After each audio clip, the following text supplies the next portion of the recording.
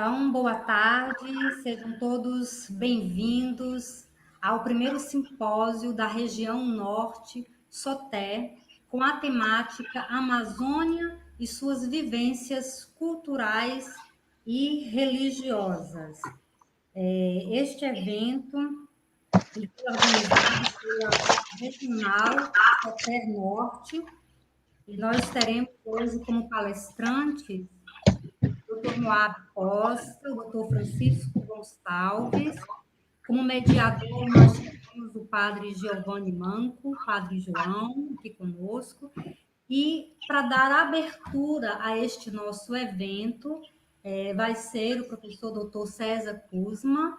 Eu vou, antes de passar a palavra para ele, falar um pouco quem é o professor César Kuzma. Então, ele é doutor em teologia pela Pontifícia Universidade Católica do Rio de Janeiro, PUC-Rio, mestre em teologia pela Pontifícia Universidade Católica do Rio de Janeiro, bacharel em teologia pela Pontifícia Universidade Católica do Paraná, professor de teologia sistemática no Departamento de Teologia da PUC-Rio. O professor César Kuzma, hoje, ele é o atual presidente da SOTÉ, Sociedade de Teologia e Ciências da Religião, desde o ano 2019 até 2022. Ele desenvolve projetos em parceria com a Ameríndia, Rede de Teólogos Latino-Americanos, e desenvolve projetos de pesquisa nas áreas de escatologia, eclesiologia, laicato, pastoral e ética, correlacionando temas de escatologia, eclesiologia e cristologia. Com isso, agora eu chamo o professor César Kuzma para dar a abertura oficial desse evento da região Norte, promovido pela SOTÉ Regional Norte. Muito bem, obrigado, Soraya, pelas palavras. Boa tarde a todos, a todas. É uma alegria e é com uma imensa honra que eu declaro aberto esse primeiro simpósio da SOTÉ Norte. Então, agradeço aos professores Vinícius e a professora Soraya, que são os representantes dessa nossa regional, por organizarem, por pensarem, planejarem esse evento. A SOTÉ é uma sociedade de teologia e ciências da religião que existe desde 1985. Nós temos uma sede nacional que fica na cidade de Belo Horizonte, exatamente dentro da PUC Minas, mas nós também nos dividimos em 5 regionais. A SOTÉ Norte, também temos a SOTÉ Nordeste, Centro-Oeste, Sudeste, São Paulo, especificamente uma região de São Paulo, e também a SOTÉ Sul. Outras regionais nossas já fizeram ou fazem constantemente eventos, simpósios, congressos em suas localidades, mas é a primeira vez que temos um evento unindo, os estados do Norte. É um momento difícil, um momento bastante triste por conta da pandemia, mas também os recursos tecnológicos que temos hoje nos possibilitam esse acesso e também essa informação e essa proximidade. Então, eu espero que esse primeiro simpósio, esse primeiro evento, possa favorecer outros encontros, outros eventos nessa nossa localidade, e que os resultados acadêmicos, mas também sociais e pastorais, teológicos, de estudos da religião dessa localidade sejam favoráveis para o crescimento de todos. Também cumprimento os professores presentes, o professor João Manco, que fala diretamente da Itália, é um membro da SOTÉ, sócio da SOTÉ, que já teve um trabalho na região da Amazônia, mas hoje regressou à sua terra natal e nos acompanha e vai fazer a moderação desse encontro a partir da sua casa, da sua cidade na Itália. Também os professores palestrantes, professor Ricardo Castro, que eu tive a alegria de conhecer enquanto era estudante de doutorado aqui na PUC do Rio de Janeiro, e também o professor Moab Costa, que também trabalha o tema da religião e o tema de estudos nessa direção e nessa proximidade. Eu acho que hoje muitos olhares se voltam para a região da Amazônia, olhares especulativos, olhares políticos, olhares gananciosos em alguns momentos, mas também olhares de esperança diante daquilo que estamos passando e vivendo nesse momento. É um momento bastante delicado, difícil, o mundo todo passa por uma situação de pandemia, mas a região da Amazônia, sobretudo a região de Manaus, o estado do Amazonas, tem sofrido demasiadamente. Então, gostaria nesse momento de me colocar solidário com todas as vítimas da Covid-19 e com todos os familiares que, nesse momento de pandemia, perderam ou estão sofrendo com perdas, com a doença e com aqueles que estão feridos nos seus hospitais e nas suas partes delicadas, esse momento que nos atinge a partir daí. Mas também, diante da Amazônia, muitos outros olhares se voltam, né? O tema desse simpósio já nos traz um grande significado, a Amazônia e suas vivências culturais e suas vivências religiosas. Então, nós temos uma rica diversidade cultural, plural, a partir dos povos originários que aí se fazem presentes, a partir das colonizações que também se colocam nesse momento. Nós temos a presença inculturada e valiosa, muitas expressões religiosas que se fazem neste momento ali. E há 2 anos atrás, quase 2 anos, tivemos um sínodo em Roma, onde tocamos essa dimensão da Amazônia. E com esse sínodo tivemos uma encíclica chamada Querida Amazônia, escrita pelo Papa Francisco, onde alguns sonhos se fizeram presentes. E dentre esses sonhos, o sonho de resgatar a diversidade, resgatar essa pluralidade, fazer valer esse rosto amazônico, que é um rosto de esperança, que é um rosto também sofrido, e é um rosto de uma terra que produziu mártires também, mártires para a fé, mártires para a Amazônia, mártires pela justiça. Então, diante desse evento, dessa dimensão, é que esse primeiro simpósio se faz presente e nos convida a uma reflexão madura, uma reflexão profética e que possa fomentar frutos para os nossos espaços e para o nosso trabalho.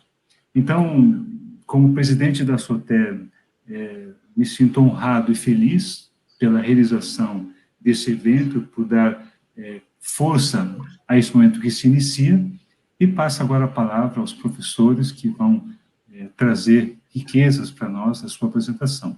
Professor João Manco, professor Ricardo Castro e professor Moab, com as suas apresentações. Então, agradeço a todos pela presença. Eu sei que tem muitas pessoas além da região amazônica que estão nos acompanhando, e espero que possamos ter um grande encontro, um grande simpósio, e estamos aí. Então, parabéns, Soraya, parabéns, Vinícius, pela organização. Vamos acompanhar. Então, com a palavra, professor João Manco.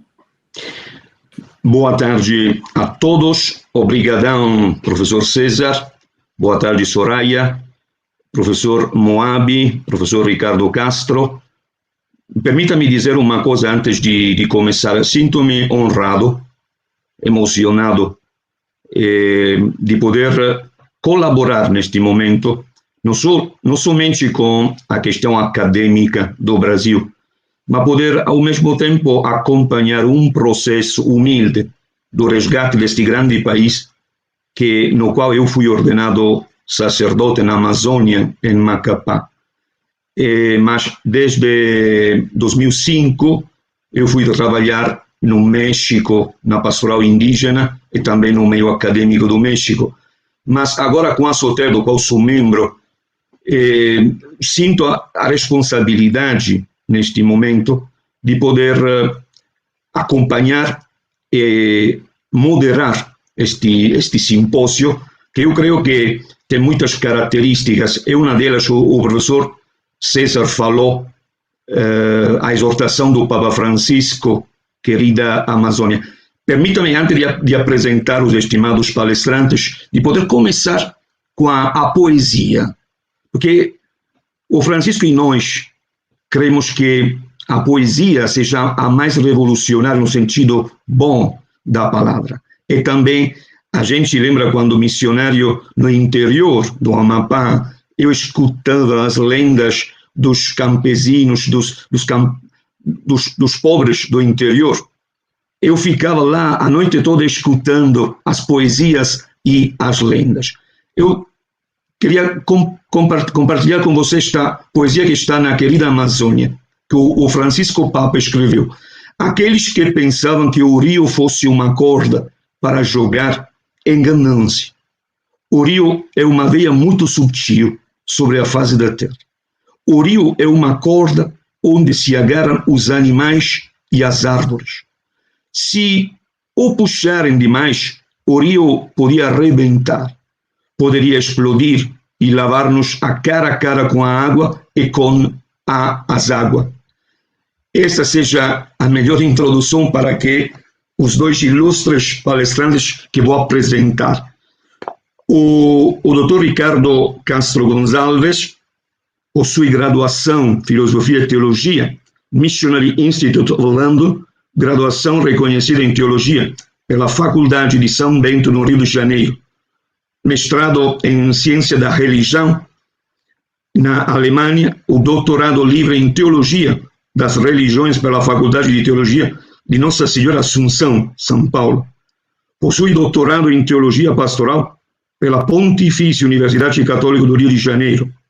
Atualmente é professor da Faculdade Salesiana Dom Bosco, diretor do Instituto de Teologia Pastoral e Ensino Superior da Amazônia, tem experiência na área de Teologia e Filosofia, com ênfase em fé e cultura religiosa. É pesquisador dos seguintes temas: Teologia da Revelação, Teologia das Religiões, Filosofia da Religião, Filosofia da Natureza e Gênero, Cultura Amazônica, Xamanismo, Ecologia, Fenomenologia, Masculinidades e Violência.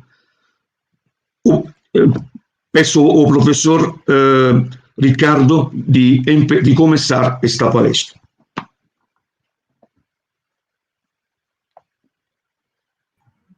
Boa tarde para todas, para todos. É bom a gente estar aqui, não é? Nesse momento de partilhar um pouco nossa pesquisa sobre a Amazônia, não é? Hoje mesmo eu li uma frase muito interessante que dizia: quanto mais a gente invisibiliza os povos, né, originários, mais eles são, vamos dizer assim, eles se dá margem, né, para a dominação e para a expulsão desses povos de seus territórios, né? Então, nós estamos fazendo um exercício aqui de visibilizar esses povos e suas culturas, né?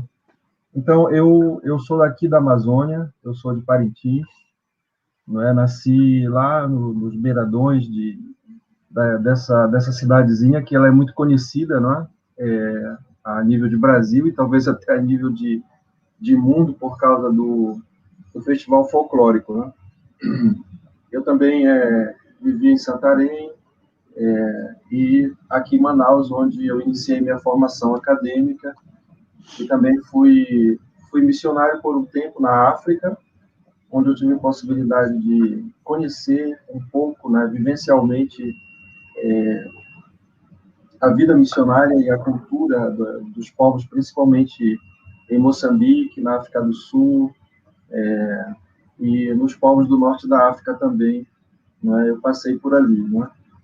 E retornando ao Brasil em 2000, né, então eu começo um pouco essa trajetória de pesquisar sobre a região amazônica, né?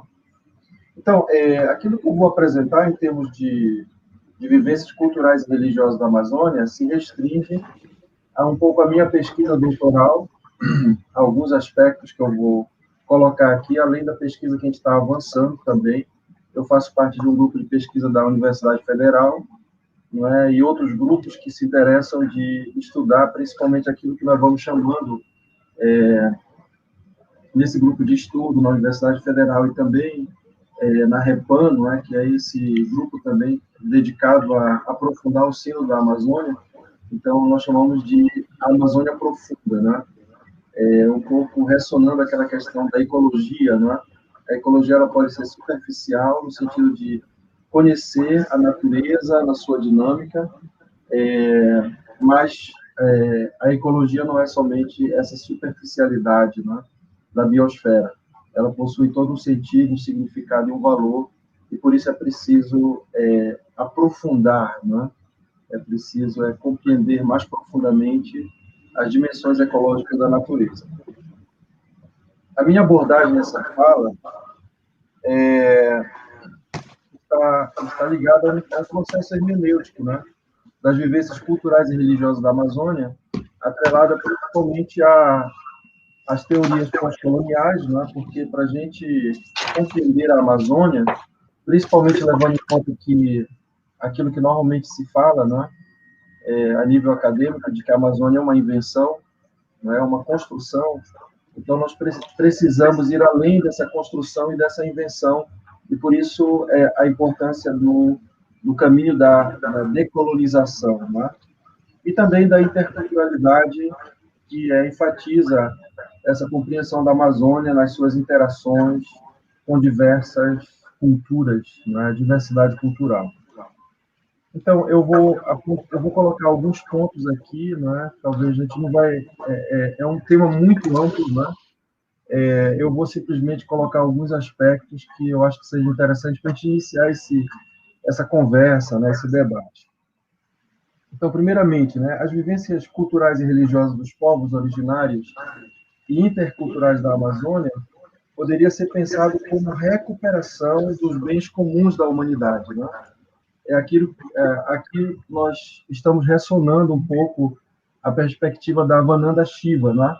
Que é uma escritora indiana, feminista, da ecologia, que a gente lê muito aqui, né, no contexto acadêmico e no contexto dos estudos da Amazônia, né?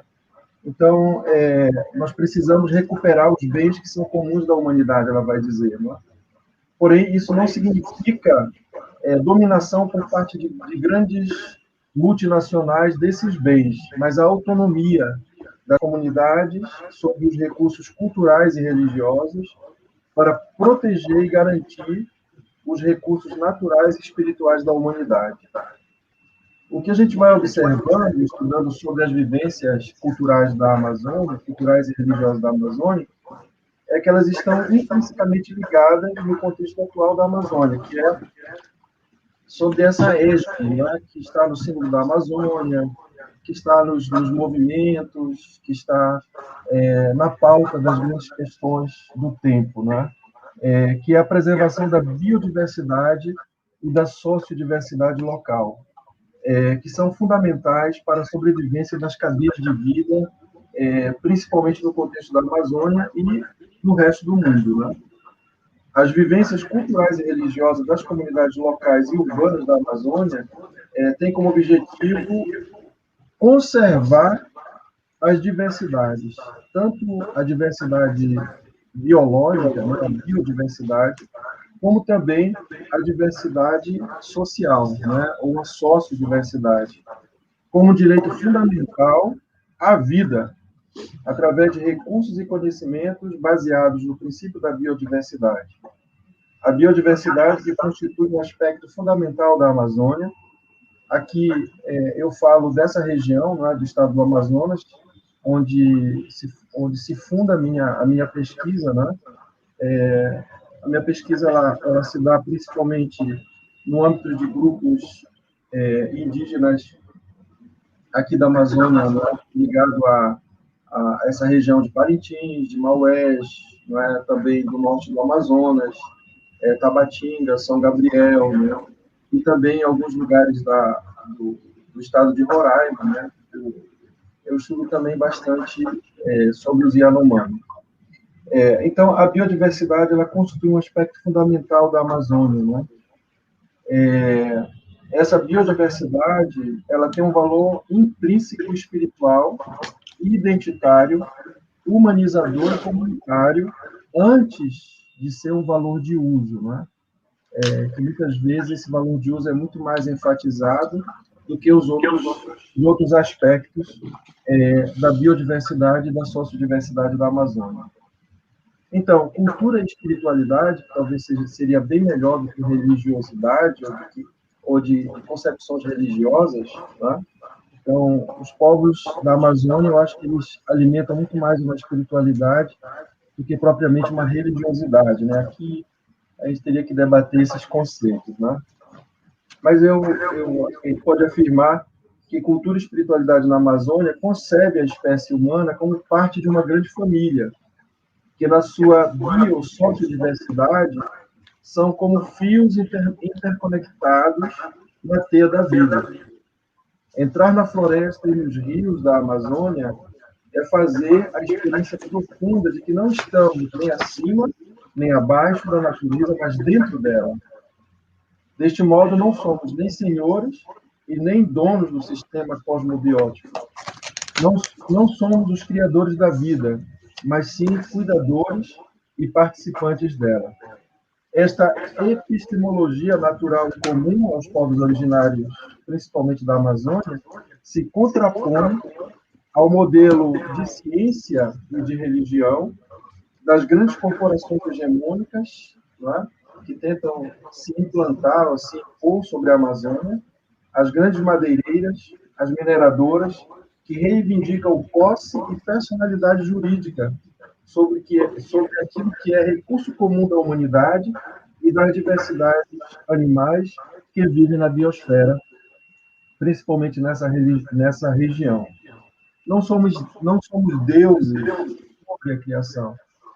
Não é? Como os povos originários, nós podemos dizer que nós somos filhos e filhas interconectados pela energia espiritual dessa grande mãe, que é a natureza na sua expressividade, né, das florestas, dos rios, dos animais, não é?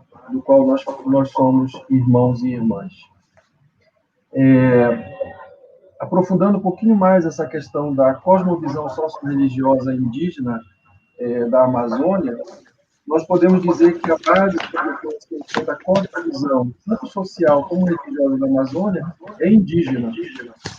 Nós fomos nos distanciando dessa percepção, mas nós vamos cada vez mais compreendendo que na raiz do nosso modo de ser, do nosso modo de nos organizar socialmente, principalmente na nossa região, nossa alimentação, nossas compreensões familiares, de parentesco, né, nossas relações sociais, ela tem uma influência talvez até muito mais forte do que a dos colonizadores, não é? Então, nossa cosmovisão, tanto social como religiosa da Amazônia, é indígena. Durante o período colonial, a catequização envolveu não somente a imposição de uma visão eurocêntrica sobre os indígenas, mas também a hibridização, na medida em que os colonizadores espirituais eles tiveram que se adaptar a religiosidade católica para se adequar às populações não ocidentais. Desse modo, os indígenas interpretaram o cristianismo de acordo com seus próprios esquemas culturais. Assim, ocorre uma interação de símbolos e significados de ambas as origens, europeias e indígenas, que se processou ao longo da evangelização. Este processo envolveu uma ação criativa por parte tanto dos missionários católicos, né, ou missionários cristãos, como dos povos indígenas. É sobre essas bases fundadoras que se pode compreender as visões sobre a Amazônia e como nos confrontar com ela. A cosmovisão mitológica indígena, por exemplo, que estrutura a vida pessoal, social e religiosa dos povos originários, quer manter um vínculo umbilical com a terra molhada, com florestas e rios. Pagelança e espíritos encantados vão definir a identidade e o sentido prático para a vivência do cotidiano, aparentemente caótico e desordenado. Para os povos da Ameríndia, segundo vários pesquisadores da teologia indígena, Deus não é uma realidade para ser explicada, mas tem a ver com a sabedoria religiosa, que se torna resistência, convivência com o cosmos e a natureza. Há múltiplas imagens para se descrever a experiência do transcendente, tanto para expressar as origens, como para descrever a condição humana e os acontecimentos. Antes de ser uma busca racional de interpretação da experiência, é vivência cotidiana, e depois é expressa de modo mítico-poético. No vocabulário indígena, existem inúmeros termos para designar o sagrado e o divino.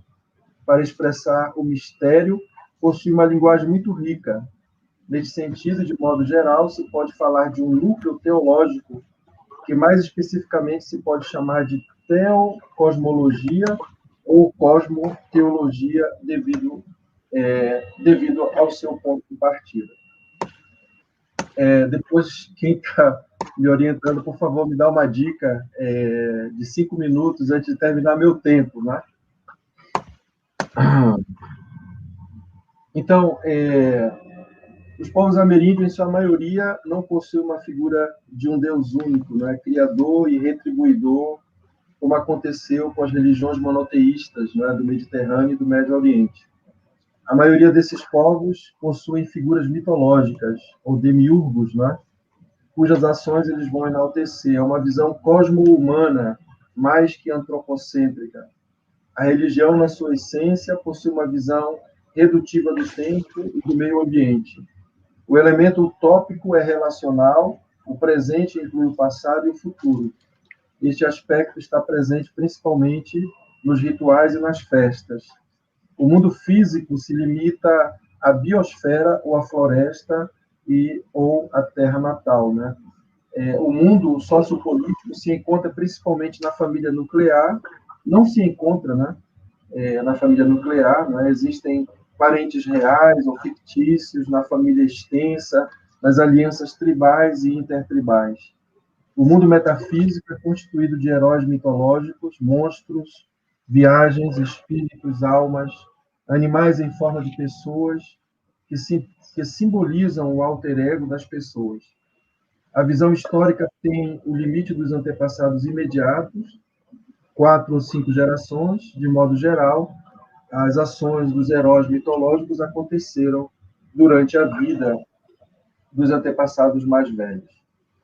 Um outro elemento que eu gostaria de enfatizar é a questão do ritual das beberagens, né? É muito comum ainda se encontrar, dentro do âmbito das comunidades indígenas, o uso de bebidas e chás, né? Ou nos Yanomamis, que eles sopram, não é? Alguns tipos de cinza nas narinas, não é? Das pessoas que participam desse ritual para entrar em contato com suas divindades, não é? Aqui eu enfatizo principalmente a questão do ritual da ayahuasca, não é? Que também vai além das fronteiras dos povos indígenas, não é? E passa a fazer parte de grupos e comunidades religiosas na Amazônia, principalmente na região do Acre, né, de Rondônia, onde o uso dessa erva, não é? Dessas raízes, não é? Elas são bem mais importantes. Não é?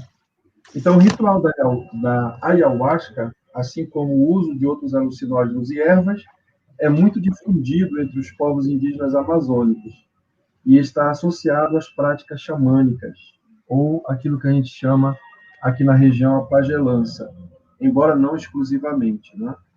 A prática de rituais de beberagem e danças que acompanham estes momentos é parte da cultura e da espiritualidade indígena e operam como afirmação da identidade, como indígenas e parte da natureza, assim como a sociedade não indígena, bem como em relação a outros grupos étnicos. Os rituais de consumo dessas bebidas e nesses momentos de danças rituais ocorre uma experiência que ao mesmo tempo é subjetiva, mas abre-se a possibilidade de acesso à dimensão mais interna de sua existência como povo. As plantas sagradas e suas beberagens são consideradas para muitos grupos indígenas como guias e sábios, explorando profundidades desconhecidas, resgatando histórias, simbolismo de seus povos e suas tradições ancestrais. Através dessas vivências, ocorre a possibilidade de um renascimento cultural, autoconsciência da cultura e da espiritualidade indígena, a recuperação dos vários aspectos da cultura, que vai desde os territórios até o uso da língua e de rituais próprios, é um ato político que afirma a etnicidade e direitos, mas também de apropriação pelas populações da Amazônia em seu próprio benefício e para seus próprios fins, daquilo que a modernidade lhe impõe e exige. Ser indígena, nesse sentido, no contexto interétnico, é para quem se garante, como disse Eduardo Viveiro de Castro, quem transforma os custos da indigenidade em oportunidades criativas de fomento de práticas, relações e conhecimentos que desapareceram, estão em declínio ou estão sob ameaça. Um outro aspecto que é importante também de enfatizar nesse rápido sobrevoo que nós estamos fazendo sobre a cultura e a religiosidade amazônica é a questão da religiosidade devocional e santorial amazônica. As populações diversas da Amazônia, designadas muitas vezes como cabocla ou ribeirinhas, que muitas vezes trazem uma conotação preconceituosa, significando não letradas e supersticiosa, é constituída por uma religiosidade fundamental. São essas camadas sociais que são as principais responsáveis pela elaboração da religiosidade nos aspectos da organização dos templos, dos espaços e rituais religiosos. Há um saber religioso coletivo, que não é doutrinal, porque dispensa os especialistas da religião, mas sim pragmático, que dá sentido às vivências religiosas e quebra a rotina do cotidiano da comunidade em festa.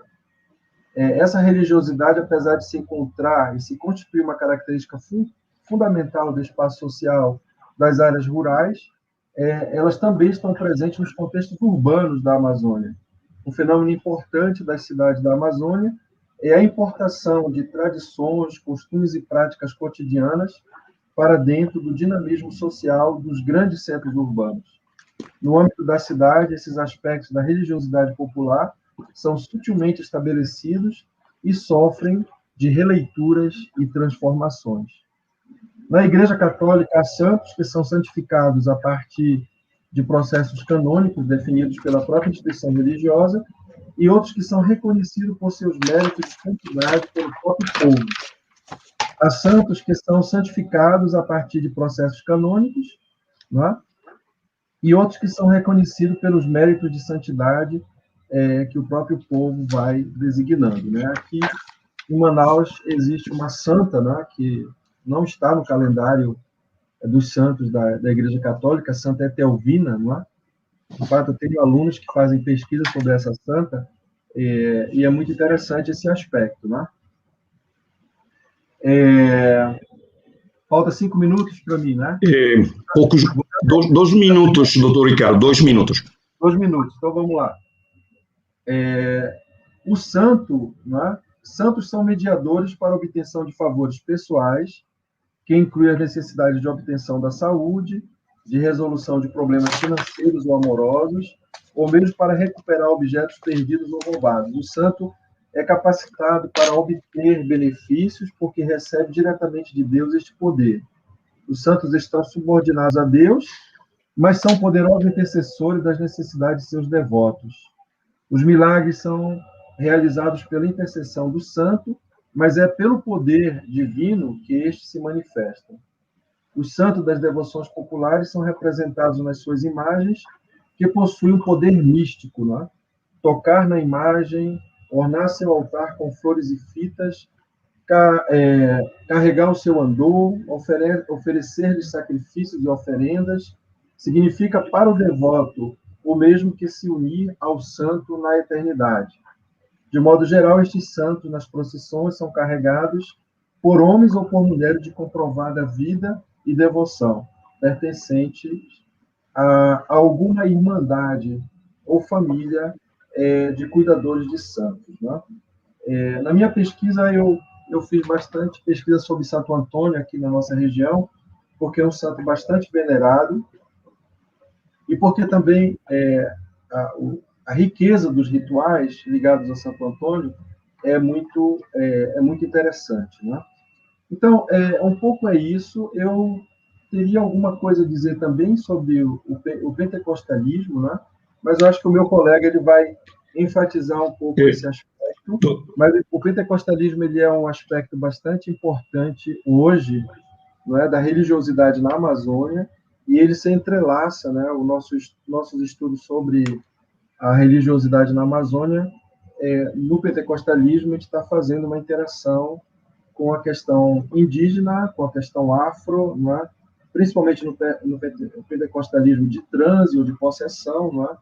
Que é muito interessante para a compreensão desse fato. Não é? Mas eu acho que toda essa discussão sobre a cultura e a religiosidade amazônica, principalmente na nossa perspectiva, ela inclui, né, um ato político, um ato ecológico e um ato de ligação com toda a humanidade. Né? A importância de refletir sobre a Amazônia não é somente um benefício para o âmbito local, mas aquilo que a Vananda Shiva fala, né, é de cuidar dos bens que são de toda a humanidade. Obrigado. Muito obrigado, Dr. Ricardo Castro. Lhe agradeço muito porque você conseguiu dar-nos uma ideia geral, mas também detalhada da cosmovisão indígena nos nossos povos da Amazônia. Na realidade, eu também, quando estava lá no México, o Clodoviro Siles, conhecido também no Brasil, me ensinava que tem uma conexão entre a questão dos povos indígenas e também a questão social. E você conseguiu fazer-nos ver esta dimensão. Na verdade, o professor Juan Tamayo Acosta, él dice que la historia de las religiones muestra la gran creatividad mítica y simbólica de la humanidad y su capacidad para plantear las preguntas sobre el origen y destino del mundo, el sentido y sinsentido de la vida y también las cosmovisiones. Con estas palabras quiero presentar al doctor Moab César.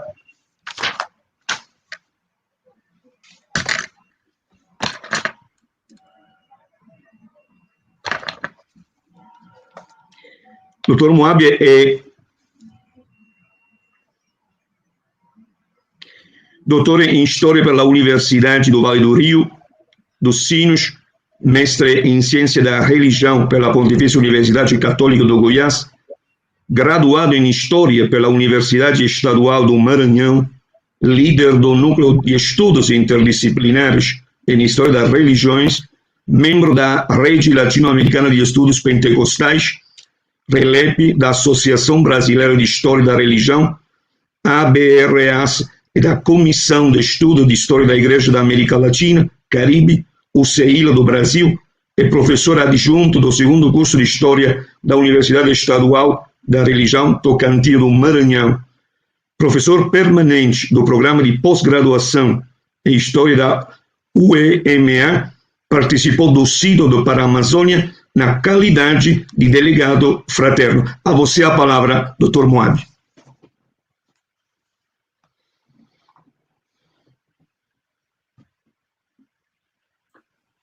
Boa tarde a todos e a todas.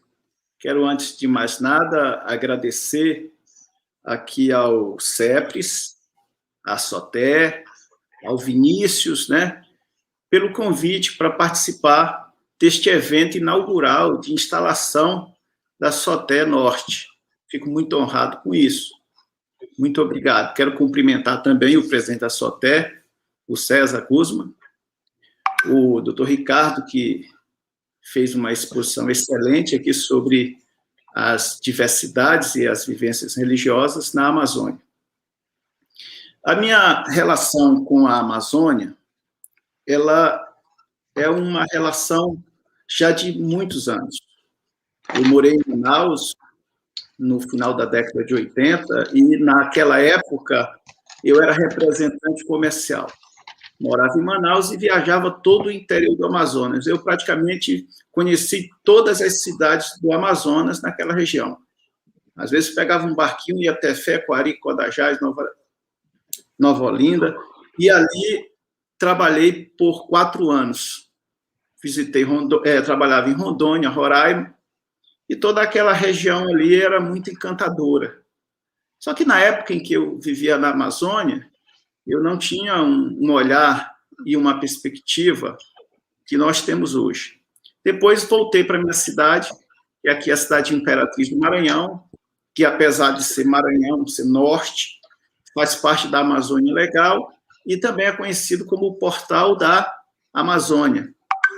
Talvez essa tenha sido uma das razões pelas quais eu participei, na qualidade de pastor, de evangelista das Assembleias de Deus, como delegado fraterno no Sínodo para a Amazônia.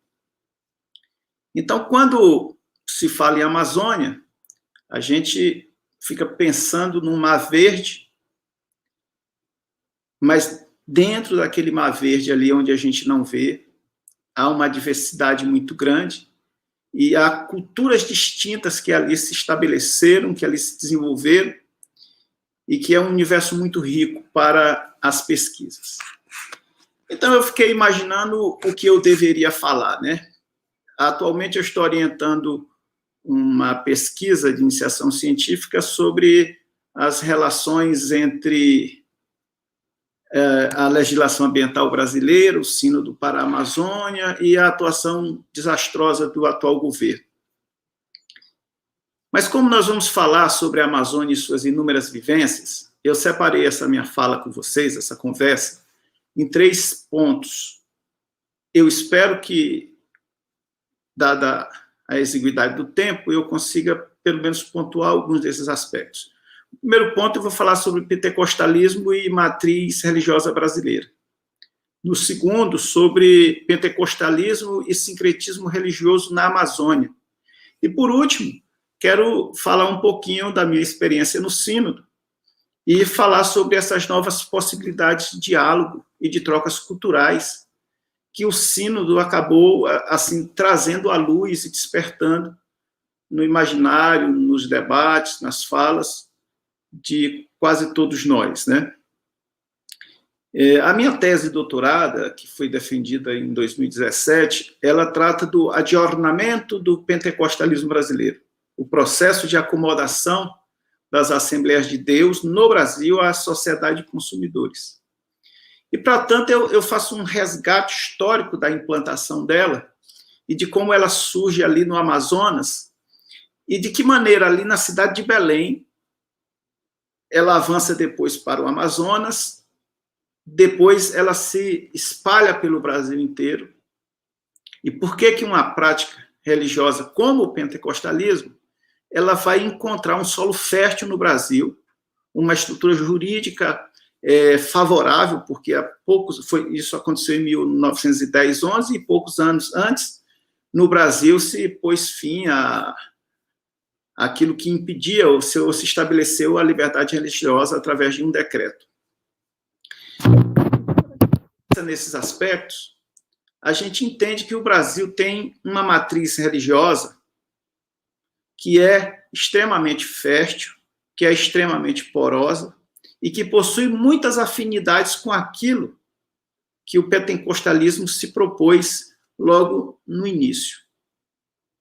Nós temos aqui no Brasil, né, uma matriz composta por nativos, que são os povos originários, pelos africanos que foram escravizados e transportados para cá, e pela religião do europeu, do branco, que chega, que é o catolicismo popular e aqui se estabelece. Esse amálgama simbólico, composto por esses elementos que compõem a matriz religiosa brasileira, ela vai permitir que qualquer pessoa aqui no Brasil, de hoje, e mesmo de antes um pouquinho, ela, ao adentrar num templo evangélico, ela se sentisse em casa, ela se sentisse bem, ela não encontrasse muita resistência, porque a fé, ela precisa encontrar ancoradouros racionais no indivíduo para que ele possa mergulhar nela. Não há uma fé totalmente cega, a fé precisa desse amparo, dessa racionalidade, desse eco no ethos do indivíduo para que ela possa se fazer ouvir lá dentro e ela possa crescer. Então, o Brasil é esse país que, embora a gente fale muito que ele é um país que possui uma grande diversidade religiosa, mas quando a gente olha os censos, a gente percebe que ela é majoritariamente cristã.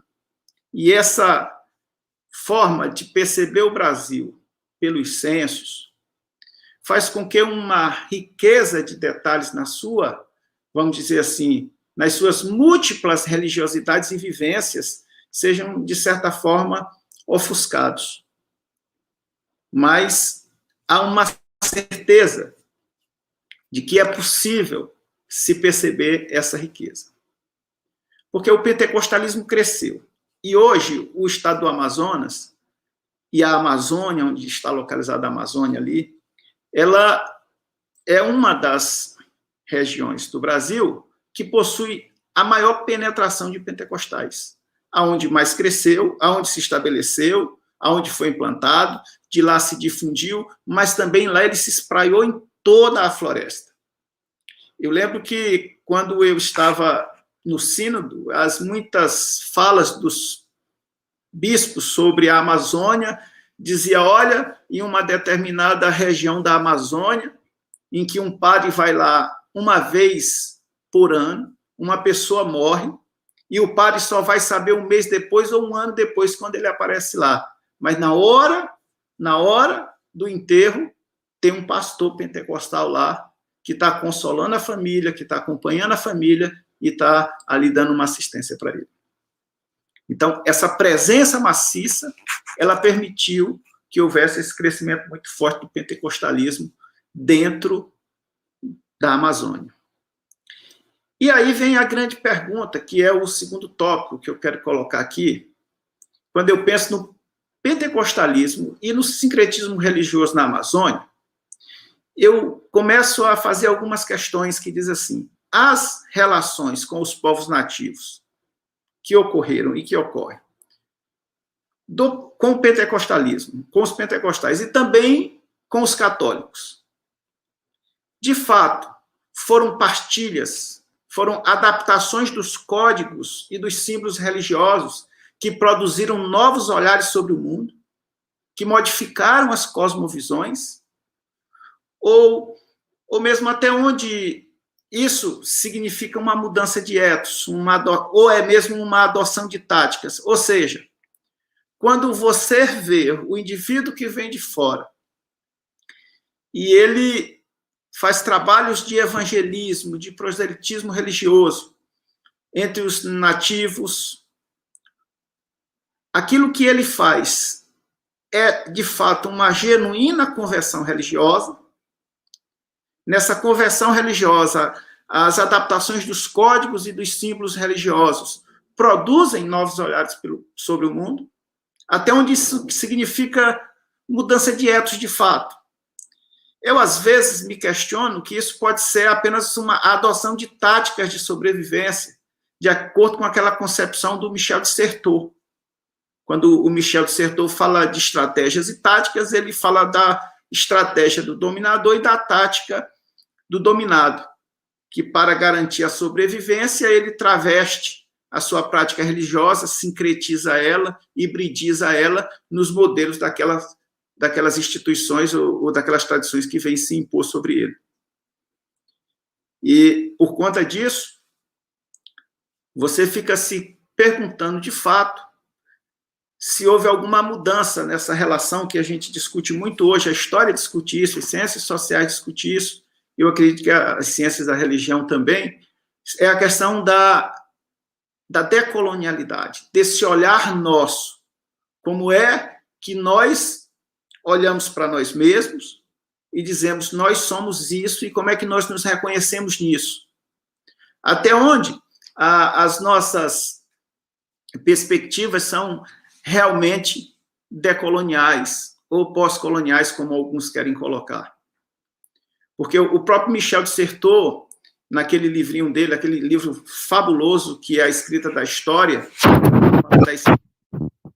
ele faz uma análise de um quadro de Vespúcio, em que ele diz que o conquistador vem à América, né, se impõe a ela, diz ao nativo, ao colonizado, aquilo que ele é, impõe a ele uma identidade, negando totalmente a voz, a fala, e ele é submisso a todas aquelas questões, e lá ele diz quem esse povo é. Então, isso é uma negação total da alteridade. E nós temos uma dificuldade muito grande ainda de mudar isso. Porque nós ainda somos guiados de uma forma ou de outra pela superioridade do europeu, que vem e coloca a sua cultura, a sua religião, a sua perspectiva e impõe àqueles que aqui estavam. Então, eu penso que discutir esses elementos, eles são muito importantes. E olha que eu estou fazendo isso não como um pastor evangélico, isso seria um absurdo na voz de um pastor evangélico, mas num professor de história, num cientista social, em alguém que questiona, isso é extremamente válido e extremamente necessário. Não é? Quando nós impomos a nossa cultura sobre a cultura que ali está. E por conta dessas questões todas, nós tivemos aí recentemente o sínodo. Eu participei do sínodo da Amazônia na qualidade de delegado fraterno, fiz uma fala na Assembleia Geral e participei das comissões chamadas de Círculo Menor. E nós discutíamos muito lá sobre esses elementos, não só das questões ecológicas, que o sínodo foi fabuloso nisso, do ponto de vista de abrir os olhos do planeta inteiro, do mundo inteiro, da necessidade que se tem de preservar a Amazônia. E quando ele diz que tudo está interligado, você não tem que preservar só a fauna e a flora, não, mas também o ser humano que ali habita, que ele é importante. A questão dos povos originários, dos ribeirinhos, dos quilombolas, de uma série de humanos que ali habitam, que ali vivem, que, de certa forma, preservam a natureza e que lutam contra uma mega estrutura multinacional com todo o seu afã de lucro, que quer explorar de forma discriminatória ali a floresta e, de certa forma, trazer um prejuízo futuro para todo mundo. E nessa perspectiva, eu fiquei imaginando assim, no sínodo, eu fiz um comentário numa das oportunidades que conversei com o Papa Francisco e perguntei se ele conhecia o Michel de Certeau. Ele disse, para mim, Michel de Certeau é o teólogo e filósofo mais importante na atualidade, que tem sido lido na atualidade. Porque eu fiquei imaginando que um sínodo voltado para a Amazônia, que primeiro fizesse uma escuta dos povos da Amazônia, depois levassem representantes do sínodo para a Amazônia.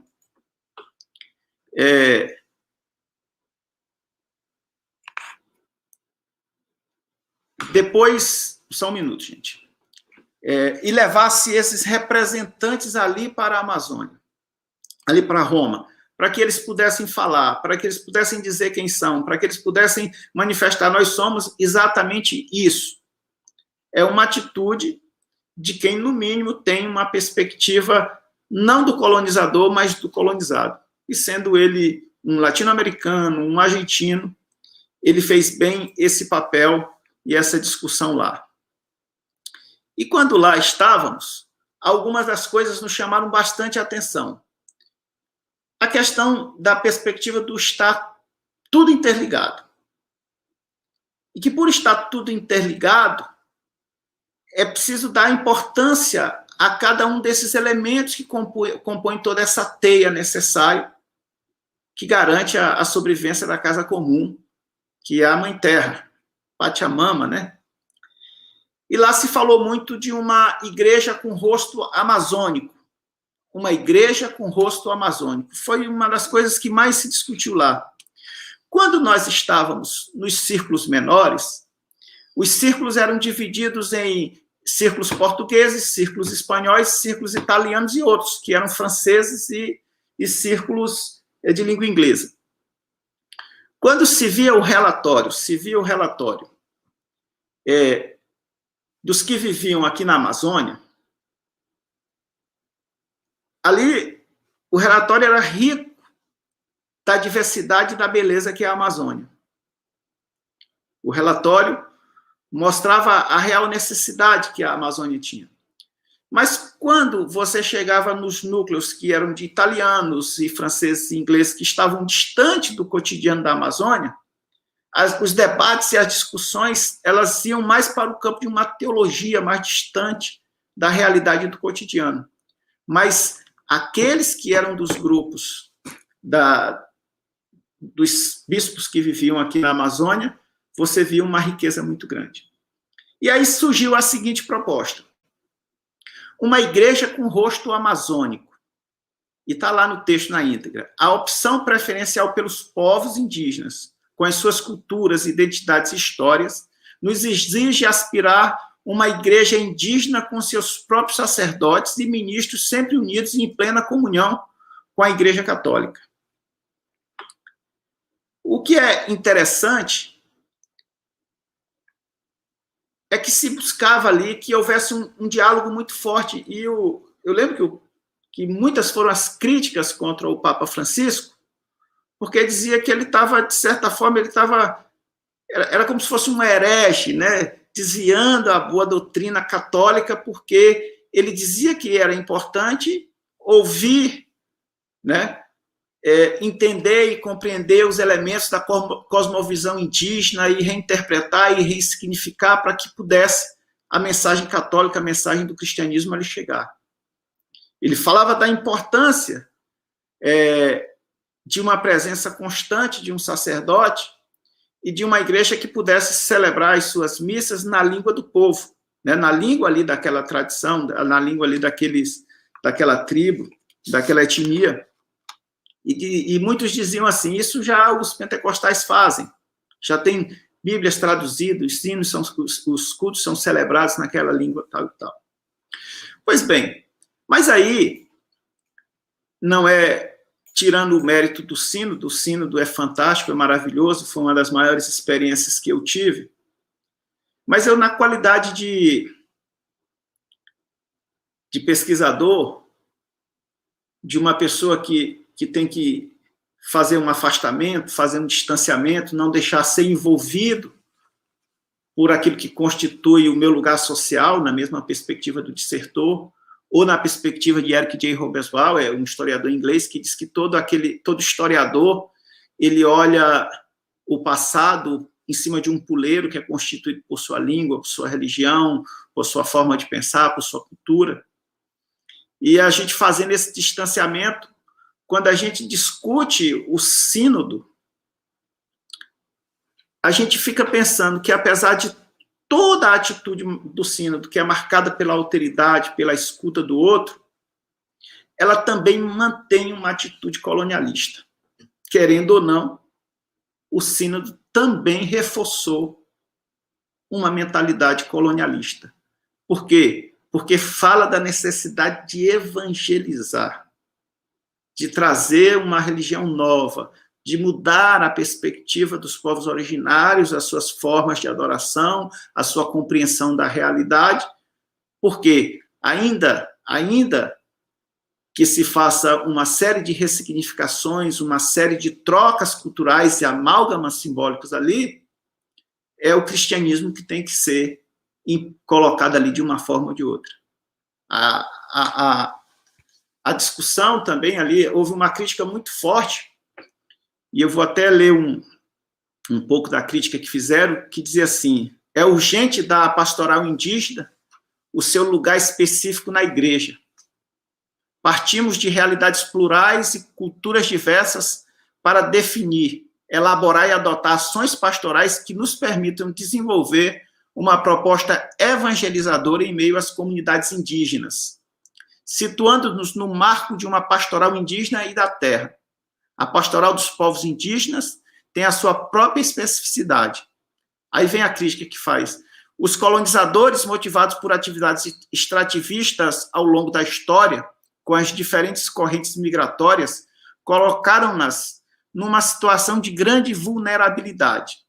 Neste contexto, como igreja que segue sendo necessário criar ou manter uma opção preferencial pelos povos indígenas, em virtude da qual as organizações pastorais indígenas diocesanas devem ser estabelecidas e consolidadas como renovada ação missionária, que escuta, dialoga, está encarnada com uma presença permanente a opção preferencial pelos povos indígenas, com as suas culturas, identidades e histórias, nos exige aspirar uma igreja indígena com os seus próprios sacerdotes e ministros, sempre unidos em plena comunhão com a Igreja Católica.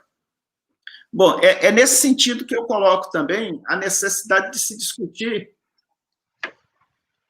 que, do ponto de vista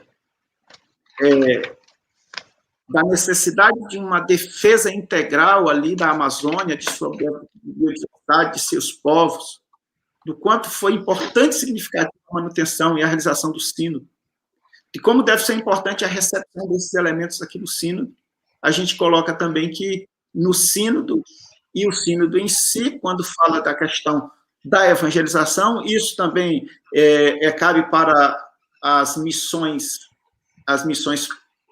protestantes ou as missões pentecostais na Amazônia, só que, de certa forma, as missões protestantes e as missões pentecostais, elas não relativizam tanto a cosmovisão indígena, ela coloca numa situação extremamente negativa e seu objetivo sempre é uma imposição cultural muito forte, sem que haja, pelo menos na sua missão, princípio, né, a adoção de nenhum elemento da cosmovisão deles, do indígena, mas sim a sobreposição total. Embora aqui se fale de uma igreja com rosto amazônica, enculturada, né, que adote elementos do universo simbólico indígena, mas que seja totalmente ligada e em comunhão plena com a Igreja Católica e com aquilo que ela considera ser importante.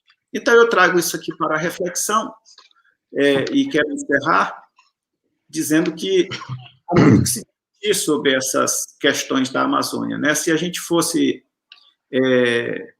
vamos imaginar, discutir as inúmeras variedades de religiosidades e práticas religiosas e perspectivas originárias ali, já se tomaria muito tempo e se abriria muitas possibilidades de pesquisa. Mas a gente tem que discutir também essa questão, já que hoje se trata muito das questões da decolonialidade, né? De nós dizermos assim quem nós somos. E dizer quem nós somos também é dizer aquilo que o índio também é, aquilo que ele quer ser, aquilo que ele defende, a sua fé, a sua prática religiosa e o seu direito e a sua liberdade, né? As armas são outras hoje, as formas de proselitismo ou evangelização são mais sutis, são mais suaves, mas se torna necessário refletir sobre isso também. E quero aqui encerrar minha fala e me colocar à disposição para qualquer questionamento. Muito obrigado. Muito obrigado, pastor César. Lhe agradeço muito porque você nos deu como uma colocação importante, conectado com toda a questão do Sínodo da Amazônia, as visões não colonial na questão da missão. E também eu fiquei muito impressionado por como você falou quando falava, falava dos universos dos indígenas, da não hegemonia do Ocidente.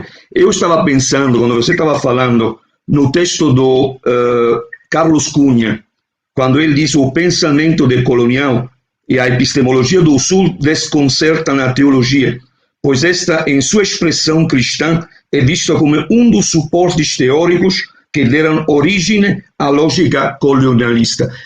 Eu compartilho o que diz o Carlos Cunha, mas fiquei impressionado também pelas suas palavras. E agora eu queria abrir um espaço para o debate. Temos muitas pessoas que nos estão acompanhando nesta confrontação que estamos fazendo. E agradeço também o Dr. Ricardo Castro, porque ele nos falou da epistemologia anti-hegemônica dos microcosmos, das cosmovisões indígenas, que é um momento importante também para os que veem as coisas do outro lado do mundo. Fiquei também impressionado quando você falou do Miguel de Certeau.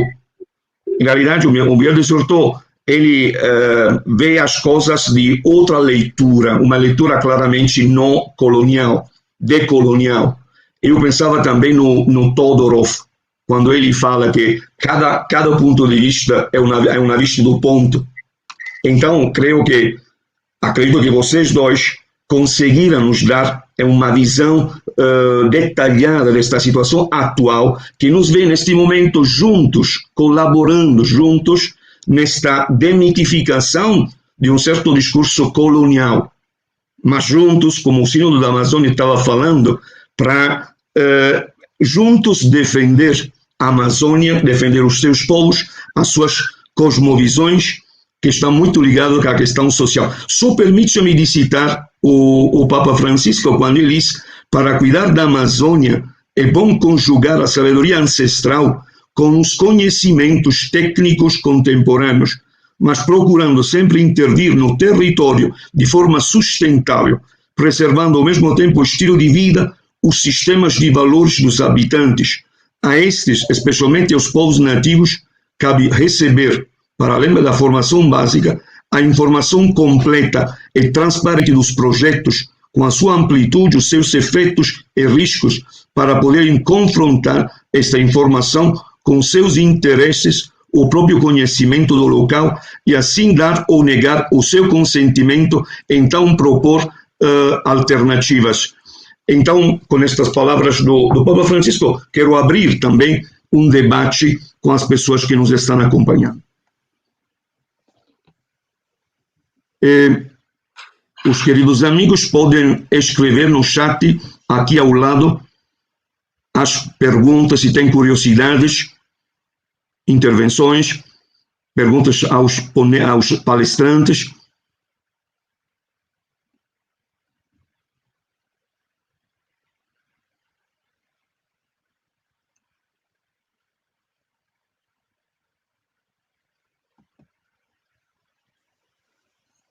Parece que há bastante já, né?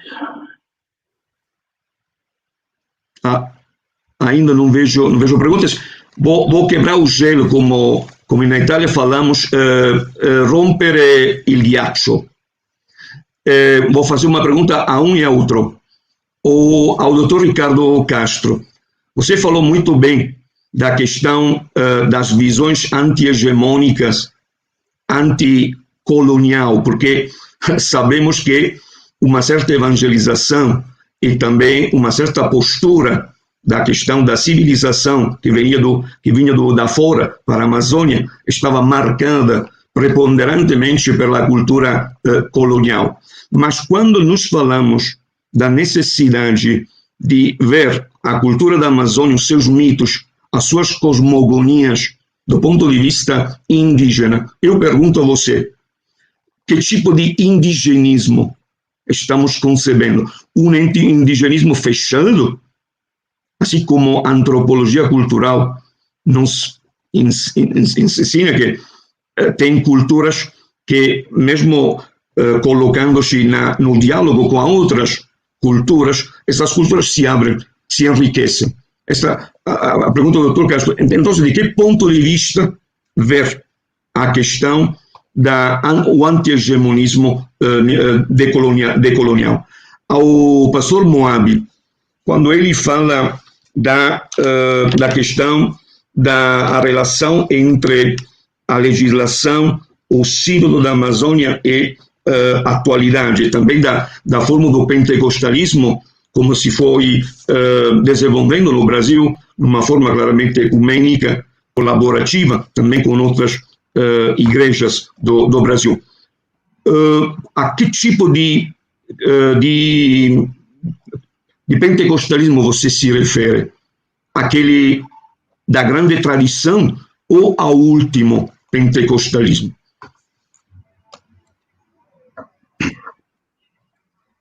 Bom, posso começar? Tem também vamos recolhendo outras perguntas. Vejo que tem uma pergunta do Renan Almeida. Professores, como vocês veem os processos de evangelização entre os grupos indígenas na atualidade, no contexto de constantes perseguições e etnocídio desses povos? Essa outra pergunta tem da Rimila Queiroz. Professor Moabes, como pensar a atuação de pentecostais nas pausas progressistas, movimentos sociais dentro da Amazônia? Também se caracterizaria como uma mudança de ethos do pentecostalismo? Professor Moabi, como pensar a atuação de pentecostais nas pautas progressistas, movimentos sociais dentro da Amazônia, também se caracterizaria como uma mudança de ethos do pentecostalismo? Acredito que estas 4 perguntas podemos começar com as respostas dos palestrantes. Posso começar? Bom, eu acho que recentemente eu estive escrevendo um texto, né, um artigo sobre essa questão da interculturalidade, né? E, de fato, essa compreensão de uma cultura fechada em si mesma, não é um etnocentrismo radical, isso, vamos dizer assim, a gente vai pouco a pouco superando, né? E a gente percebe mesmo na afirmação tradicional da cultura, de que a cultura ela está sempre num processo dinâmico, não é, de diálogo com culturas e realidades ao redor de si mesmo, né? É claro que esses níveis de interação cultural, eles são diferenciados e eles podem até se tornar violentos, né? Como, de fato, a religião pode ser um instrumento dessa violência simbólica ou violência física mesmo religiosa, né? Então, eu acho que talvez a chave mais interessante nesse contexto é a questão da interculturalidade, né? Que ainda é uma via, não é, que a interculturalidade ela pode estar dentro desses grandes debates sobre conceitos dessa realidade de interação cultural, né? Como a hibridização, não é? Como é a mestiçagem, não é? Como o sincretismo, não é? Que é já um conceito que a gente está aprofundando dentro do contexto religioso, e a gente percebe a importância dele, e também como um elemento próprio da religião ou da religiosidade, né?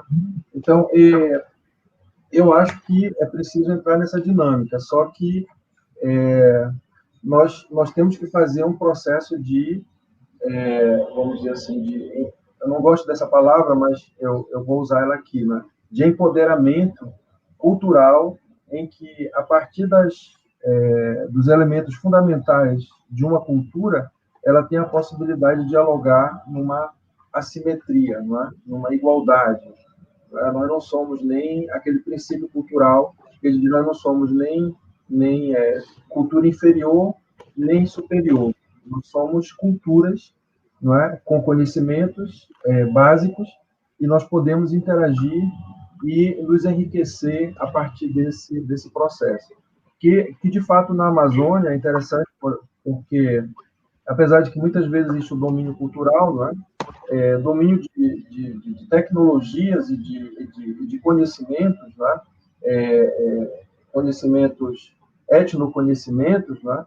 Mas, por exemplo, o INPA, ele é um instituto aqui em Manaus, que ele valoriza vamos dizer assim, o conhecimento, vamos dizer assim, entre aspas, do senso comum das culturas, e depois vai transformar esse conhecimento em pesquisa e uma compreensão mais profunda dessa longa experiência vivida pelos povos indígenas, né?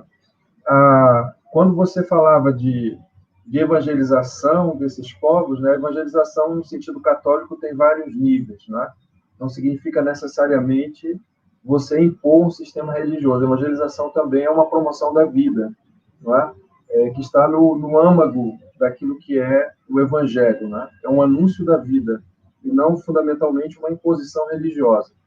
Eu vivi numa congregação missionária em que eles vivem com os povos indígenas. Essa é uma experiência de muitas congregações na Amazônia, no Brasil, e eles não impõem, eles estão ali principalmente para se solidarizar, para criar fraternidade e para, muitas vezes, fazer lutas com esses povos pelos seus direitos fundamentais, né?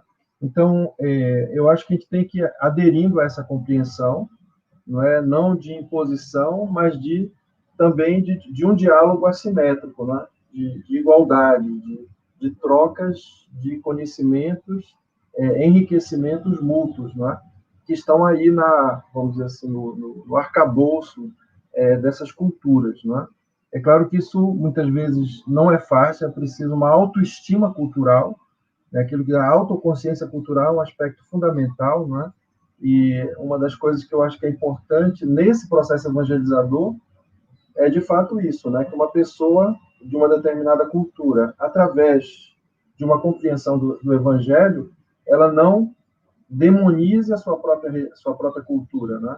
Mas que ela saiba vivenciar a partir dela esses elementos de uma outra contribuição religiosa. Eu me lembro muito disso quando eu estudei missiologia.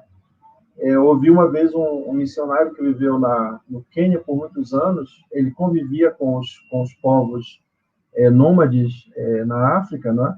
Então ele dizia que a missão dele era partilhar as histórias da Bíblia, assim como ele escutava as histórias desses povos, né?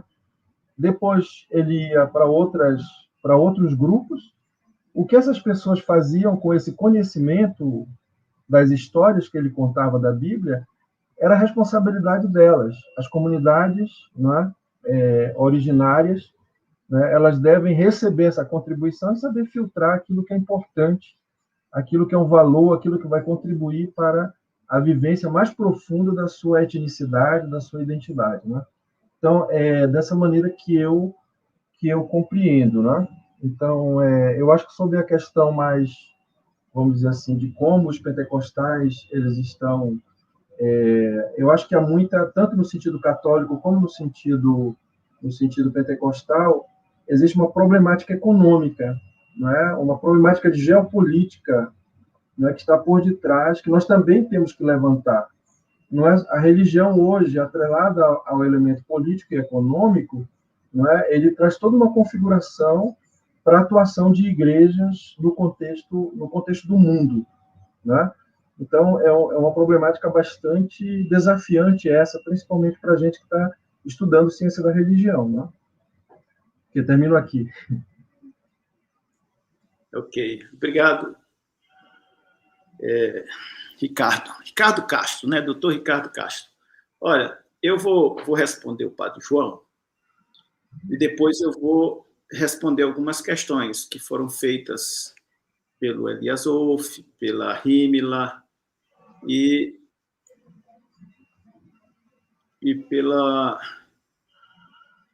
Aldo.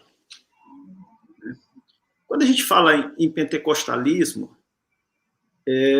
a gente tem que pensar que não há um pentecostalismo. Há muitos pentecostalismos, né? E hoje, há até aqueles que falam de um pós-denominacionalismo, porque há movimentos que têm similitudes com o pentecostalismo, seja ele da primeira, segunda ou terceira fase, e que não querem estar associados a isso. Eles não querem estar ligados, ou de uma forma ou de outra, associados a qualquer forma de pentecostalismo ou de denominações quaisquer. Eles falam das dinâmicas de persuasão, da questão da imagem, há muitas coisas. Mas quando eu citei no início, eu citei o chamado pentecostalismo clássico, né? Aquele que nasce lá em Belém, que é difundido pelas igrejas evangélicas Assembleias de Deus, né? E que vão se espalhando e vão avançando, né, pelo território brasileiro inteiro. Esse pentecostalismo foi nomeado por Paul Freston como pentecostalismo clássico, que é representado por duas instituições, isso já é muito comum, que é a Assembleia de Deus e a Congregação Cristã do Brasil. A partir dos anos 50, tem uma segunda onda que chama de um pentecostalismo mais aberto, né, que é o deuteropentecostalismo, que são igrejas mais abertas, com menores tensões, né, que é a Deus e Amor, a quadrangular, etc. E a terceira onda, que falam que é a neopentecostal, marcada por essas grandes igrejas aí dos caciques religiosos do Brasil, que é a IURD, a Poder de Deus, Internacional da Graça de Deus, etc. Bom, cada uma delas se posiciona de maneiras distintas. Eu acho que a partir dos anos 80, o mundo pentecostal brasileiro, no afã de conquistar, um campo que por ele foi rejeitado, mas agora era estimulado, que é o campo político, ela vai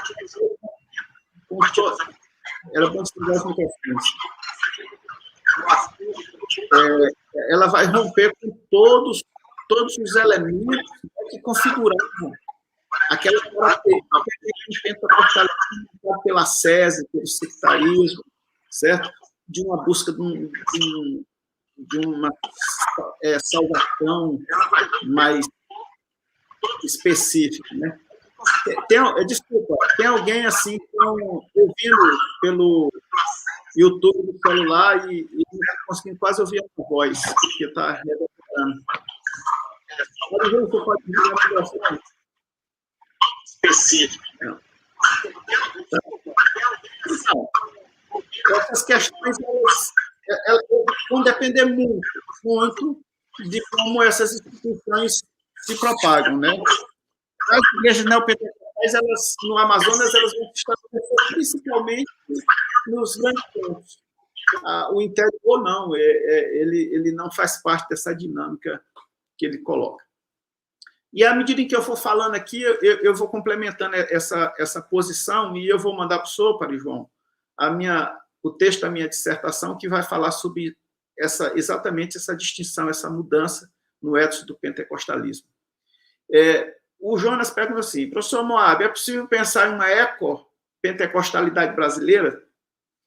Olha, o sínodo seria uma boa oportunidade de diálogo se nós, de todas as tradições religiosas, mesmo o diálogo ecumênico quanto interreligioso, nós nos uníssemos para discutir as questões ecológicas, para cuidar da nossa casa comum, né, para pensar nessas questões ambientais todas, seria assim uma porta aberta para o diálogo. Mas no meio pentecostal, as questões ecológicas não têm relevância nenhuma. Primeiro, por alguns aspectos. Primeiro aspecto, que diz que não há relevância. Primeiro aspecto, a forte influência da teologia da prosperidade na atualidade fazem com que uma floresta, fazem com que um rio, fazem com que um bioma, ele seja visto como um elemento que seja capaz de produzir riqueza material para o indivíduo. Segundo a teologia pentecostal, ela fala que essa terra vai pegar fogo, que ela vai ser destruída e que haverá um novo céu e novas terras. Então, quando se vê falar em todos esses desastres ambientais, quando se vê falar de uma série de crises ambientais seríssimas aí, se interpreta como o cumprimento da profecia e um caminho necessário para a culminância, que é o retorno de Jesus com poder e glória e depois a implantação do milênio, o novo céu e a nova terra. Terceiro, é que as pessoas que fazem isso, elas são ligadas a uma mística contrária à perspectiva do cristianismo do pentecostal, né? Então você tem 3 barreiras fortes que cercam os pentecostais para que eles possam abraçar as causas ecológicas. Tem uma pesquisadora chamada Ângela Maringoni, que ela escreveu uma tese de doutorado dela chamada Teoambientologia. Ela é das Assembleias de Deus, e na tese dela ela faz um levantamento sobre os seminários teológicos todos da Assembleia de Deus e percebe que não há nenhum que trate nenhuma vez sobre essas questões ecológicas. E ela faz uma proposta de teoambientologia para que isso seja discutido nos seminários teológicos pentecostais, nas igrejas, nas escolas bíblicas dominicais, e seja conteúdo também de debates amplos. É uma pesquisadora muito séria, muito boa, ela é da RELEP, mas ela entende, assim como eu também, que você encontra muitas barreiras para que isso possa ocorrer.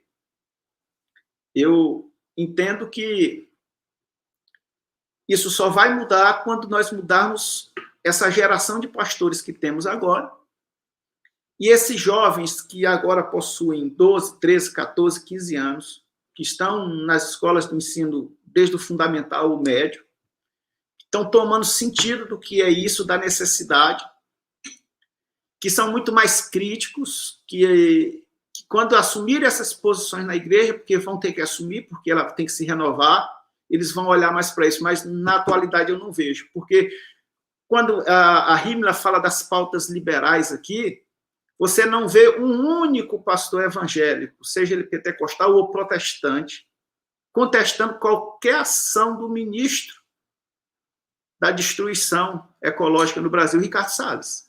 Isso é uma pena, é uma lástima, porque, por incrível que pareça, o Bolsonaro foi transformado no bezerro de ouro da direita evangélica brasileira, mitificado, né? Ele foi entronizado. E eu lembro, porque eu defendo essas posições, eu sou de uma igreja assim grande aqui no Maranhão, os meus colegas de ministério, membros da igreja, quando me veem tecendo críticas a essa política aí, essas questões todas, eu sou tratado como propagador de ideias demoníacas, herege, e uma série de adjetivos que não vale a pena colocar. Por quê? Porque não compreendem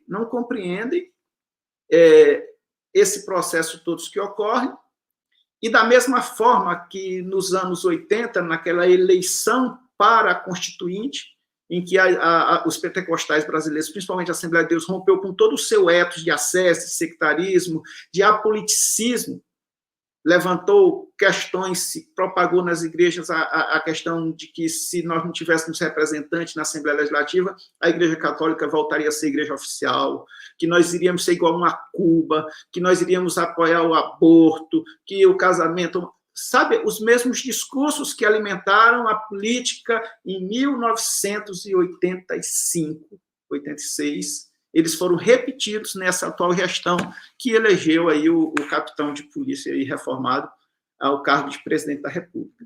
Então, Jonas, eu não vejo as possibilidades de um avanço significativo agora, mas eu entendo que as novas gerações elas vão com força.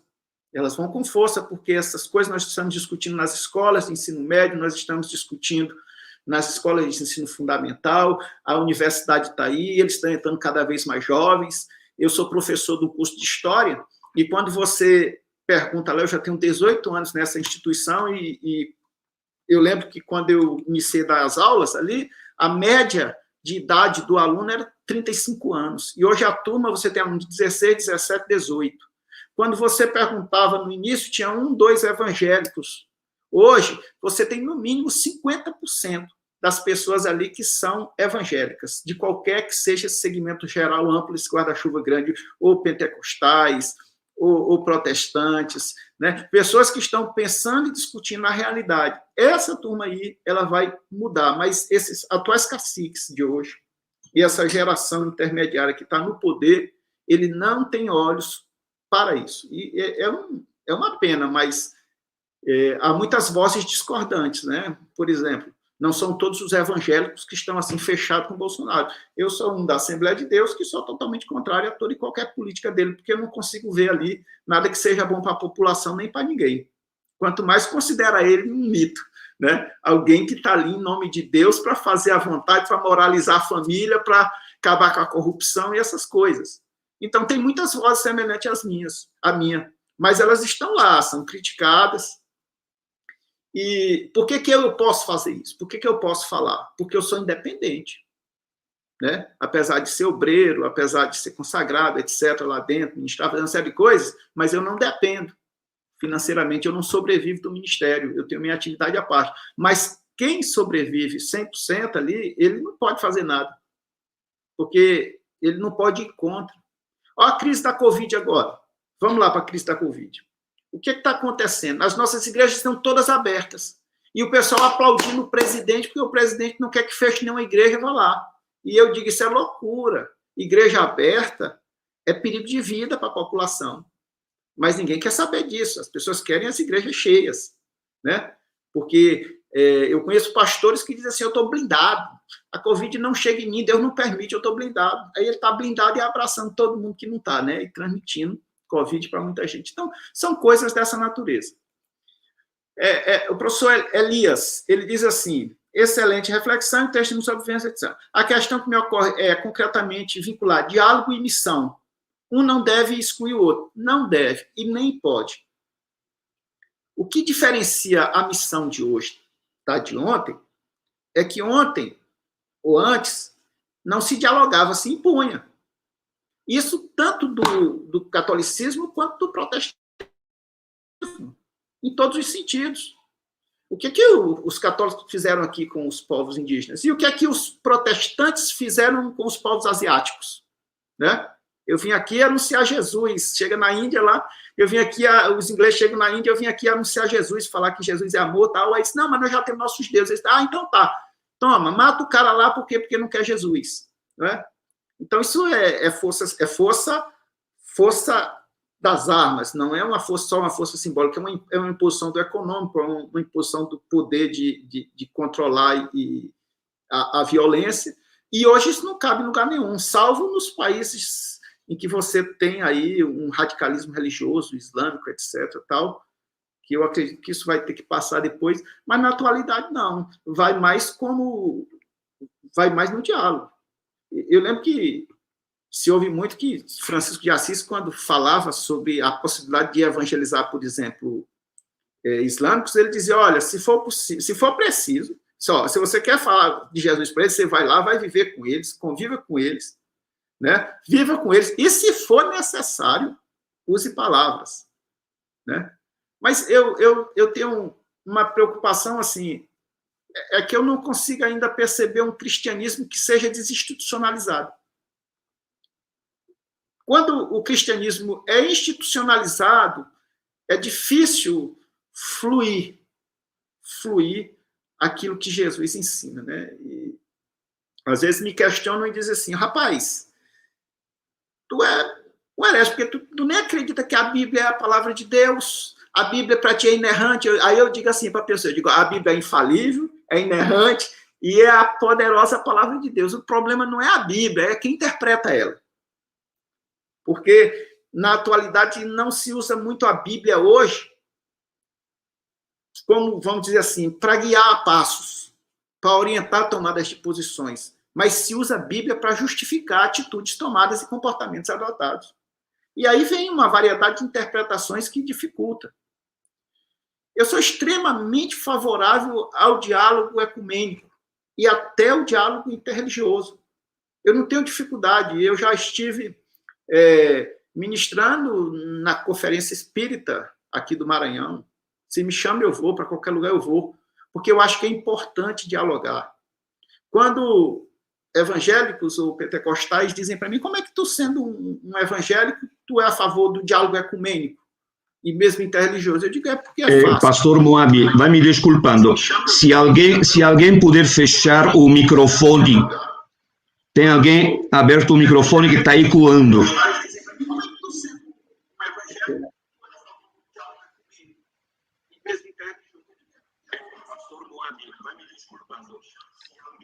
Olha no chat.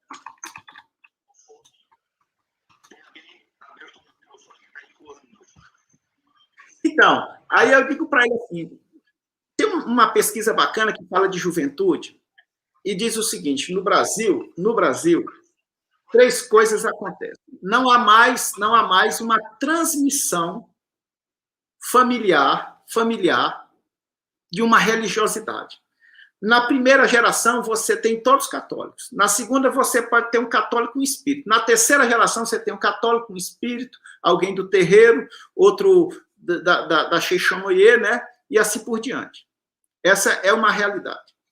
Aí eu pergunto, assim, um pai que, sentado à mesa com todos os seus filhos e membros da sua família, e lá tem um que é católico, lá tem um que é protestante, pentecostal, lá tem um que é luterano, lá tem um que é espírita, lá tem um que é do terreiro. Eles não conseguem dialogar e conviver em paz? Um não consegue cuidar do outro para que ele seja mais... Então, eu vejo a necessidade do diálogo nesse aspecto. Então, eu parabenizo muito a atitude da Igreja Católica, junto com o CONIC, no sentido da campanha da fraternidade agora. Essa é uma coisa extremamente importante.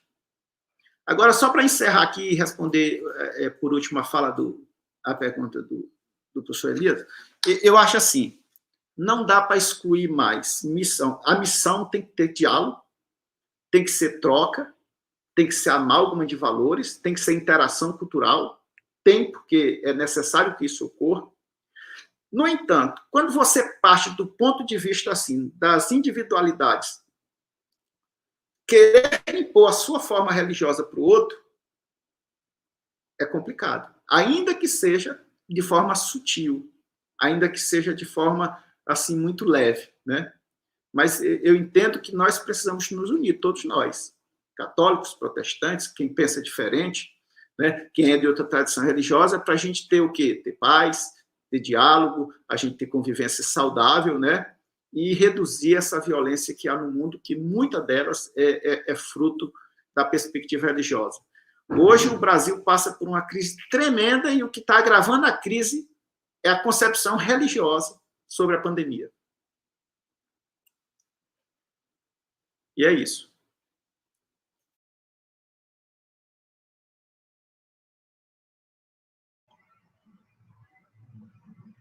Não sei se eu poderia intervir sobre essa questão do diálogo e missão, né? Que vem um pouco da experiência do sínodo, que a gente está... eu participei principalmente da questão da elaboração, não é? Eu acho que diálogo e missão, principalmente na questão da decolonização e também dentro dos processos da interculturalidade, né, eu diria assim, né, que diálogo e missão, ela é fundamentalmente deixar que o outro fale, né, deixar que o outro fale a partir do seu lugar de fala. Né? Então, diálogo, aquilo que o Papa Francisco ele coloca na preparação do sínodo é que a gente escutasse. Né? O diálogo ele começa com uma escuta profunda do outro, né? Então, principalmente nós, ocidentalizados, colonizados, a gente tem muito essa tentação de estar sempre falando, não é? E sem escutar profundamente o outro. Então, eu acho que diálogo e missão, eles vão se dar nessa capacidade que a gente tem de escutar o outro e simplesmente devolver para que ele possa se compreender, não é? E possa também aprender a discernir aquilo que está vindo como impacto sobre a sua vivência, né? A sua vivência, a sua vida, não é? Porque hoje a cultura tem que ser colocada como uma maneira de defender a vida, né? De fato, o conceito de cultura está intrinsecamente ligado à questão do direito à vida, não é? As culturas elas têm sua força, o seu elemento fundamental vamos dizer assim, na preservação e no cuidado da vida, né? Então é preciso que deixar que o outro fale e elabore sua própria autocompreensão para que ele possa defender e cuidar da vida.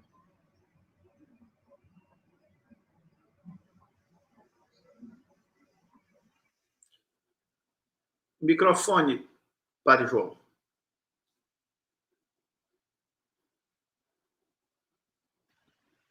Podemos fazer umas considerações.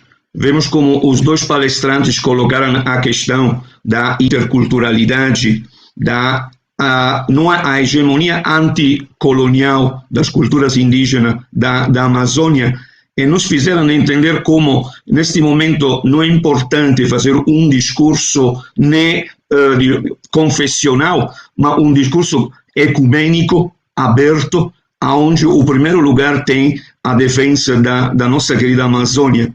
E como nos falou o Papa Francisco, todos nós temos sonhos que a nossa Amazônia, com seus povos, possam verdadeiramente ser os protagonistas da nova evangelização, uma evangelização na qual falamos de enculturação, de respeito do outro, de protagonismo também nos ministérios leigos e mais também de ministério também que podemos abrir no futuro, não sabemos, mas o importante nesse momento para mim é que podemos ver esta questão de um ponto de vista contextual, mas que se abre também no universal. Você sabe que na Europa, quando um ano atrás aconteceu o sínodo, tinha uns movimentos também de crentes, não somente católicos, que diziam a questão da Amazônia é uma questão contextual, não tem nada a ver com a Igreja Universal, não tem nada a ver com a Europa, etc., etc.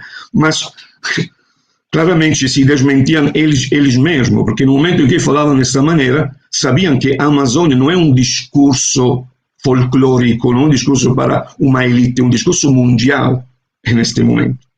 Eu não faço agora esse discurso porque estou na Europa e a gente quer voltar para o Brasil. A minha atitude é, no futuro, se a gente conseguir voltar para a Amazônia como missionário, acompanhar o caminho com vocês todos humildemente, como aquele que tem que aprender. Mas eu penso que vocês dois colocaram bem a questão que, neste momento, temos que colocar esta questão numa visão mais larga, mais ampla, mais capaz de escutar a experiência do outro.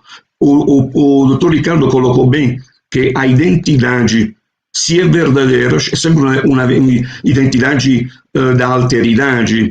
O Paul Ricoeur, quando ele nos fala que o ser que se abre ao outro, no francês estou esquecendo como ele fala, mas esta identidade, esta particularidade das culturas da Amazônia e também das culturas indígenas, neste momento nós temos esta grande tarefa de fazer que eles falem, dar a palavra a eles. Vamos ver se temos outras perguntas, senão vocês podem fazer podem falar de novo. Aqui eu penso que já foi respondido, Ricardo, como a vivência das várias culturas amazônicas pode influenciar na vivência cotidiana dos povos indígenas. Se o Dr. Moab pode também ele contestar esta pergunta. Como a vivência das várias culturas amazônicas pode influenciar na vivência cotidiana dos povos indígenas? Olha, vou falar de experiências de conversão. Como é que as experiências de conversão elas se transformam em táticas essenciais para as sobrevivências? Eu tenho 2 exemplos. Um do Senegal. Alguns anos atrás, um pesquisador do Senegal veio ao Brasil e visitou a nossa universidade aqui. E ele foi ao departamento de História porque o doutorado dele era em Jorge Amado. O sujeito lá conhecia muito mais de Jorge Amado do que qualquer especialista brasileiro. E fez uma exposição brilhante para a gente, Jorge Amado, e a gente teve que aplaudir, porque ele maravilhoso. Aí eu, como sou pesquisador de religião, eu perguntei para ele como é que é lá, como é que é a questão religiosa lá. Aí ele disse, olha, lá é o seguinte, a maioria absoluta é muçulmana, um pedacinho pequenininho é judeu e outro pedacinho pequenininho é cristão. E eu disse, como é que é isso?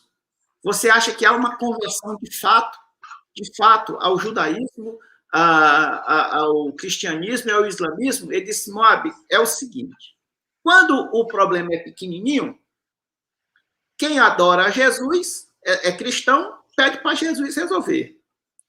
Quando o problema é pequeno e ele é adorador de Alá, ele ora para Alá e Alá resolve.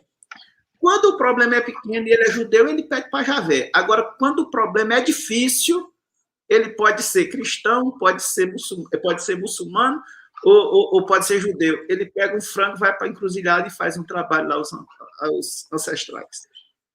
E eu fiquei pensando no que seria a conversão religiosa, o lugar da conversão religiosa nesses processos todos, em que você tem ocupações violentas em primeiro momento, depois elas são naturalizadas, as gerações vão e vêm, uma religião se torna hegemônica, uma perspectiva simbólica se torna também, mas a raiz do indivíduo, ela não está morta. Né?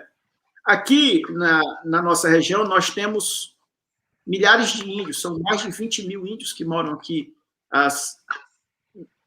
aqui nas reservas muito próximas de Imperatriz, do Maranhão. E a nossa igreja tem uma equipe E não tem uma tribo dessa que não tem uma Assembleia de Deus lá, que não tenha um pastor, um missionário lá, etc. Tem um missionário, tem tanta igreja, tem um missionário católico, os católicos estão lá, os assembleianos estão lá, os batistas estão lá, são muitos os que estão lá, né?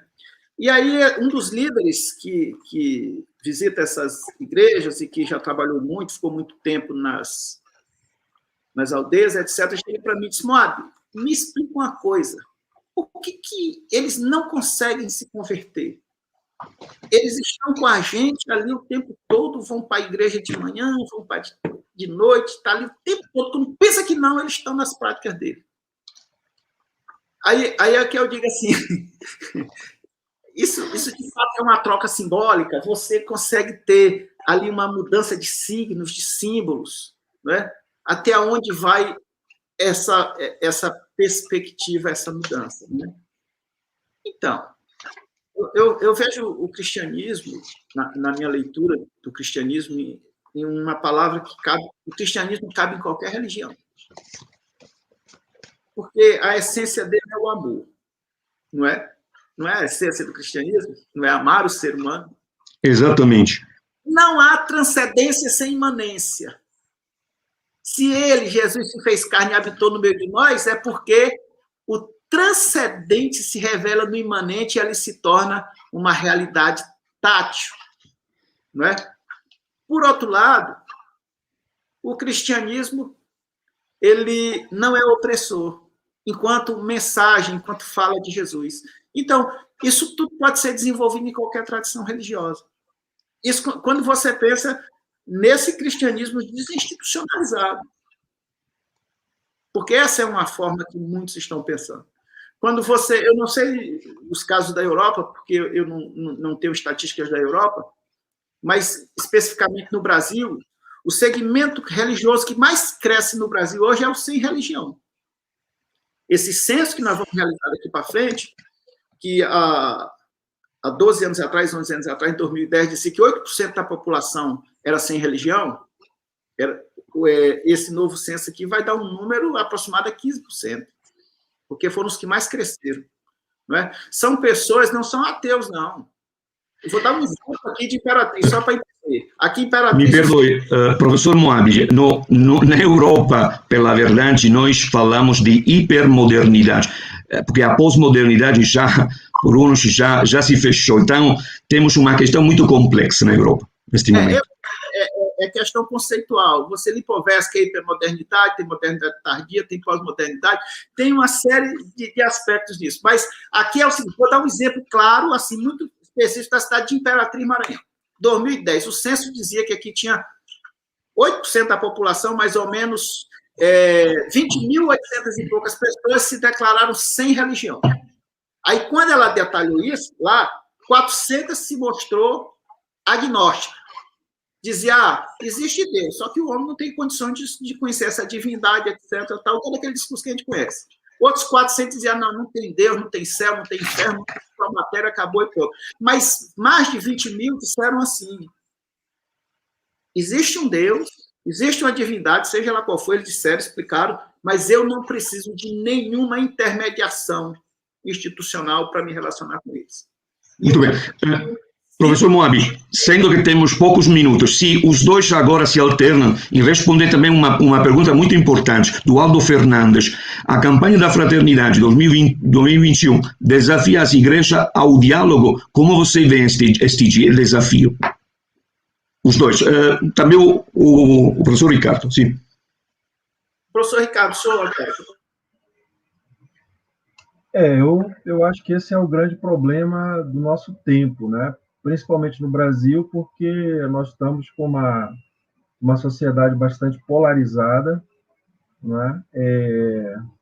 E é uma polarização violenta, né? Então, e isso tem, vamos dizer assim, benefícios, né? Isso causa benefícios principalmente para o grupo que está dominante, tanto no governo como na igreja, né? Então, eu acho que é uma exigência do nosso tempo a gente aprender a dialogar e principalmente dialogar com quem se abre para essa possibilidade, né?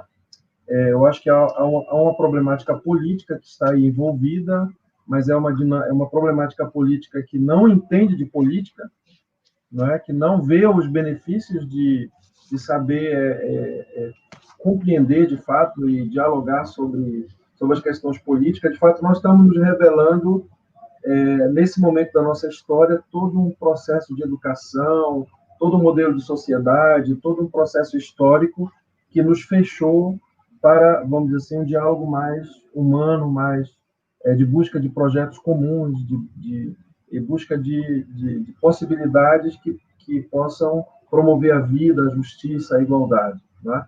Então, todas essas questões, né, direito das mulheres, direito dos povos, ecologia, tudo isso é visto como comunismo, como esquerda, não é? Como do diabo, como do demônio, como, sei lá, mamadeira de piroca, todas essas coisas aí, não é, que, vamos dizer assim, amedronta, não é? Principalmente combinado com a questão do aumento da pobreza, com o aumento da violência, não é?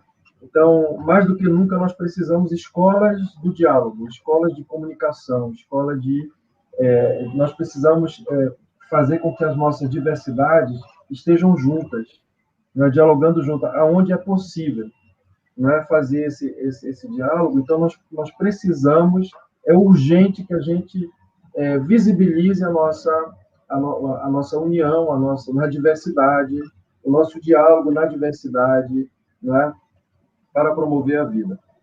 Obrigado. Muito obrigado, doutor Ricardo. O professor Moabi, uma resposta rápida, porque vamos ao encerramento. Tempo.